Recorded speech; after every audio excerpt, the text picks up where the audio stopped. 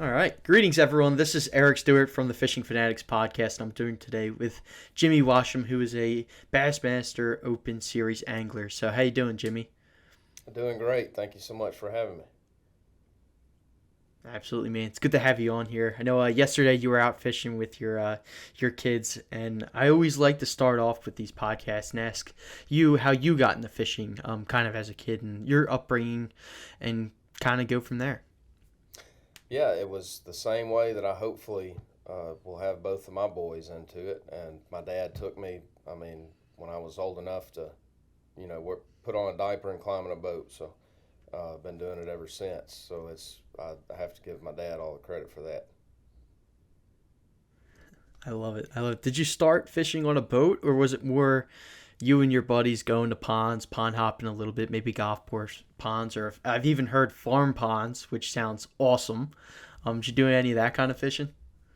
We have a family farm in North Mississippi, and it's got about a 5 acre lake on it. My dad started me fishing off the bank and then in a little paddle boat in that farm pond, and then when I was 3 years old, I was going to a lake called Sardis Reservoir in North Mississippi. It was a great lake back in the '80s, and my dad fished it a lot, and he had a Ranger bass boat. So at age 3, I was pretty familiar with a bass boat and running all over the lake. So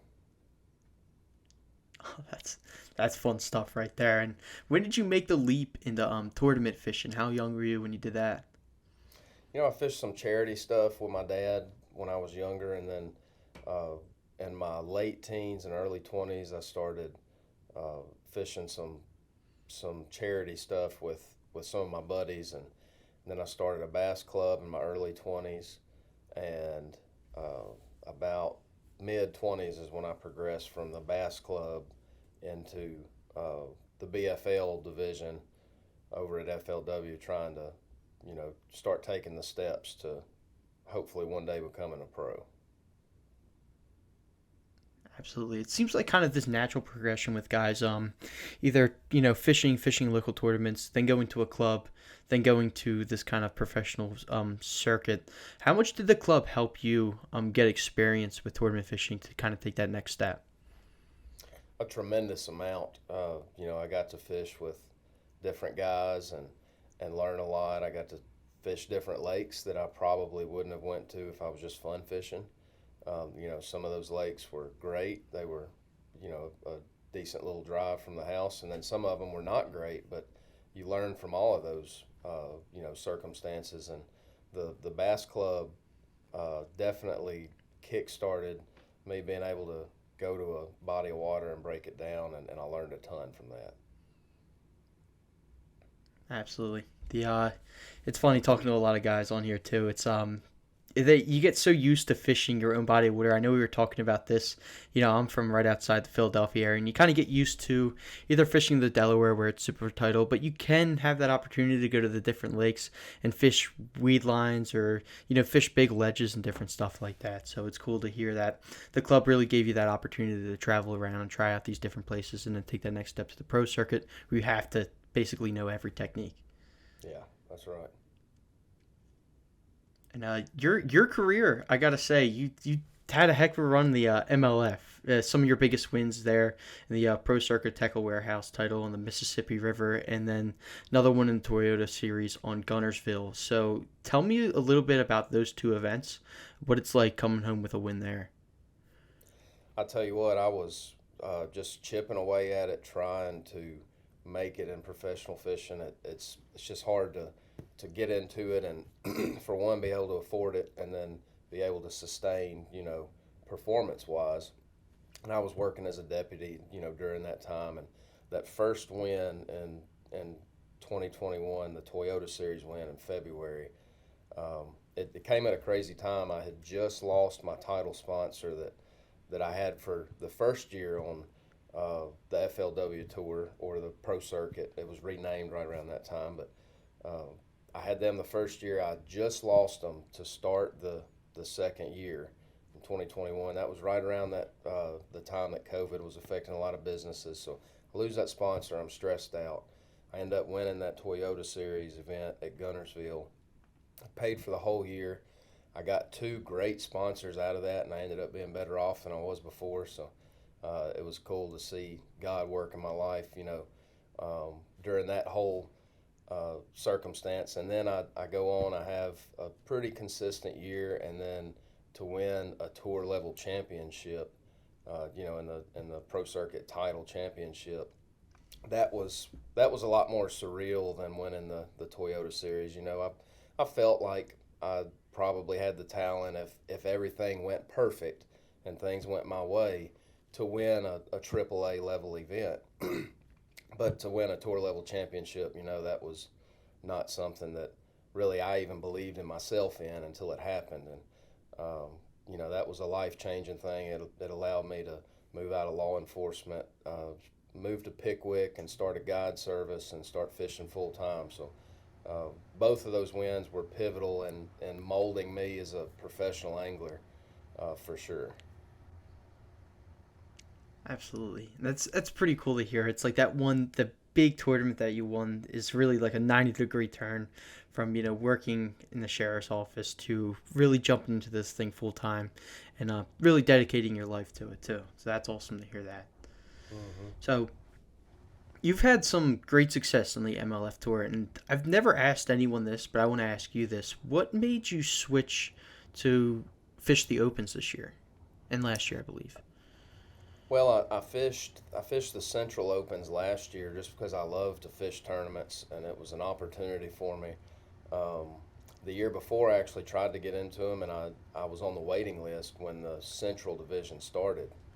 Well, this year Bass made some changes, and Major League Fishing made some changes, and for me personally, I've heard a lot of different stories and takes on why someone chose this or that when it comes to the bass and the Major League Fishing. But me personally, I looked at what I felt like was best for me long term, and some payout structures that changed at Major League Fishing, including the title championship that was life changing for me, no longer being in effect, and not fishing for a championship on the pro circuit, and having to strive to to make the Bass Pro Tour to really sustain as a full-time angler there. I felt like it was best for me to go ahead and start trying to claw my way back up the ladder from the Opens, make the Elite Series, and hopefully have a long and successful career on the bass side. And that's part of it. And another part of it, this is crazy for me to say as young as my professional career is, but I want to be one of those guys that's won a tour level championship on both sides. And but now Major League Fishing, has Red Crest, and that's their top level championship. But they can't take away the fact that I won the pro circuit title, which formerly was known as the Forest Wood Cup. And I'm not trying to say that it carries as much weight as the Forest Wood Cup did. Please don't confuse me there. But I would love to be able to say I won a tour level championship at FLW and Major League Fishing, and then won a classic at Bass. So that's my goal. Business owners and marketing professionals in the Philly area, Bad Rhino takes the overwhelm out of digital marketing. With tailored digital marketing services, from social media management to SEO and PPC advertising, our expert team navigates the complexities of the digital ad space for your business. Let Bad Rhino lead you to success. Visit badrhinoinc.com and let's take your business to new heights. Bad Rhino, we do digital marketing so you don't have to. That completely makes sense, right? Move on. It's kind of like not a career change, but just a different path for you to kind of go down. That's to. right. And another question I have, because you brought up sponsorships too. I always think it's interesting talking about sponsorships, and how hard was it when you were first starting out to get your first sponsors to really believe in you and trust you and basically give you money to fish? I had my very first sponsor in 2016, and I was fishing the BFL division, and it was a good friend of mine that owned a tackle shop, and it wasn't a paycheck in the mail or anything, but he gave me a tremendous amount of support through our partnership, and I believe it or not, I still have him as a sponsor, and hope it's that way from until I make my last cast. But from that point, in 2017, 18, and 19 when I was fishing the Toyota Series, I tried and tried and tried to get more sponsor support, and it's really hard. I learned that someone telling you no or just ignoring an email, you can't take it personal. And I really was fortunate in 2020 when I stepped up from the Toyota Series to the FLW Tour. I was really fortunate to get a sponsor just through an email, basically a business proposal.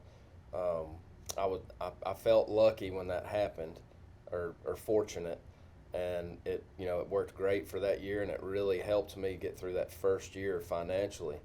But the best way that I can describe it is there's a lot of disappointment and there's a lot of no's and not getting an answer back. And then when the right one comes along and it's meant to be, and you get that partner that you really want to spend your career with, then it'll eventually happen. Got it. So now you have your sponsors, you're going through your tournaments, and I'm just curious, how do you balance working a full-time job, working at the county sheriff's office, to then traveling around and doing all these different tournaments? Looking back on it, I have no idea how I balanced it, because now I guide part-time on Pickwick, and I fish tournaments, and that's life for me, and I still am busy all the time. So I have no idea how I was working 80-hour work weeks as a patrol sergeant and managing all of that, and then fishing and keeping my head strapped on. So I guess it was out of necessity. I always say that necessity will do more for you than a lot of other emotions like drive and motivation and want to, and that's what I had to do. If I was going to make it fishing, I had to do it, so I did it. I wouldn't have wanted to try it another year, because I think it probably it made me get old quick, I think, from lack of sleep and stress and driving and always being at work. Absolutely. That kind of stuff kind of wears you down a little bit, so it's cool you did secure those wins and pushed it into full-time fishing. Guiding on Pickwick, let's talk about Pickwick a little bit here. What are you seeing out there that's been working for your customers? I actually had a guide trip today, and there was a huge tournament on the lake, Humminbird and Minn Kota Owners Tournament this past weekend. Had, I don't know how many boats, but 300, 400, something like that, a lot of boats. And we really noticed the pressure today as far as, how those schools of fish were just really hard to get to bite. But we still ended up catching some quality fish and had a great trip and made a good time out of it. But right now, this time of year on the Tennessee River, me personally, I love to fish deep and fish offshore. And that's how I've been catching them since about, third week of May, and there's more fish coming out there, and they're just getting harder to trick, but catching a lot of them on light line and finesse stuff. And then when I get them fired up, I really like throwing a big spoon or crankbait or swim bait, and I've caught some big ones in the last couple of weeks doing that. And the fish just get to where they don't eat them quite as well, because they have to get smarter, they get caught. So but that's the way we've been catching them. And I've caught some really big smallmouth in the last couple of weeks on a topwater, and that was a lot of fun. Yeah, it's always fun. That's my favorite fishing. I'm sure any listeners who watch some of the podcast know that I am a huge fan of topwater fishing. It is a blast. The thing with the spoon's interesting, because I remember a couple years back seeing a video from Sixth Sense about their spoon that they had. I didn't even know it was an option to fish with a spoon for bass, really, and it seems like a lot of guys are doing it now. Oh yeah, it's a great way to imitate an injured or dying shad. And it's just kind of a staple on the Tennessee River, or anywhere you have fish that get out deep and school up that are feeding on bait fish and are bait fish oriented. Absolutely. And like you said, offshore fishing, one of your favorite techniques I saw from your write-up was fishing submergent grass. and kind of going from there. And up north, we're starting to get some grass growing here. And I actually went out this week and caught a couple fish in little pockets of different things. So tell me a little bit about what you're looking for when you're fishing that submergent grass. A lot of it depends on how deep it grows and what kind of grass you have. But generally, if you take a fishery that has a lot of grass, you need to look for something different. For example, a big grass flat or a pocket, a 10 or 20 acre pocket that has nothing but grass in it, you need to find where there's a ditch running through it.